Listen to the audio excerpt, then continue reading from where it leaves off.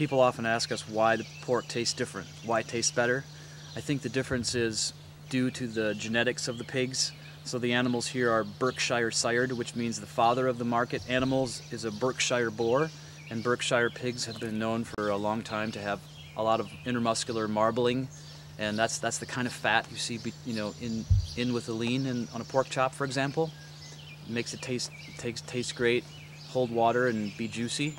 The other reason is the feed we produce on the farm is organic, and certified organic pork means that the animals are eating a diet of certified organic grain. So the farm here has about 400 acres of certified organic land, and we produce a lot of our own feed that way. The other reason, I think, is simply that the animals live outdoors or live in open air, and when they're living in open air, that means they're not living in their own stink, as I call it. So many industrial and indoor pigs are living over sort of literally a cesspit of their own waste, and I think it's just very bad for the pork quality, and we don't realize just how much of a negative impact this indoor system of production has on pork, because the smell of all this animal waste infuses itself into the pork. And here we don't have that because the animal's outdoors and or living in a very open air barn. The pork could be considered to be healthier because we're not using antibiotics during the production. We feel that we create an environment on the farm that allows the pig to be a pig and have a lot of space and less stress. And if a pig has less stress, it's probably less likely to be sick, and therefore we won't need to administer antibiotics. And I think that probably is a health concern that a consumer who's buying meat should be aware of.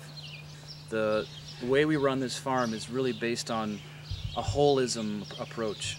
In other words, having a whole system. Farm is basically a contained organism. So it starts out with the land. We have land that makes grain, which is food for the pigs, and this food turns into pork, and the pigs leave behind some waste, and this can be recycled into grain for the next year's crop. And right there I've just described a self-contained sustainable system, and it continues on because we are not really participating in the corporate or industrial food economy. We're making an alternative economy.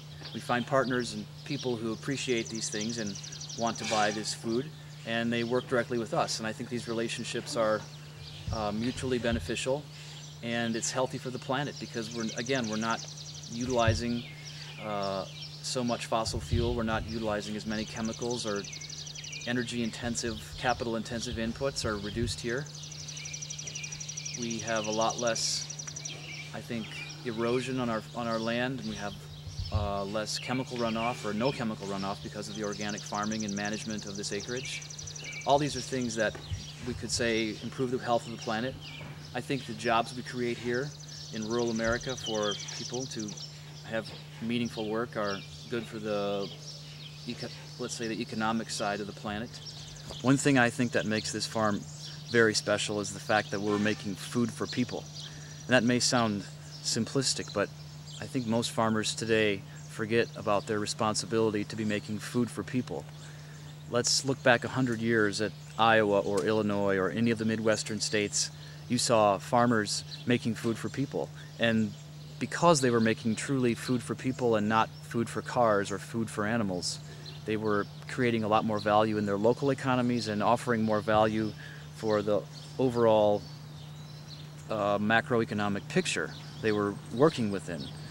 And so let's say roughly after World War II, the industrial paradigm started to take over in agriculture, and farmers were told, make corn, make cheap grain to feed to animals.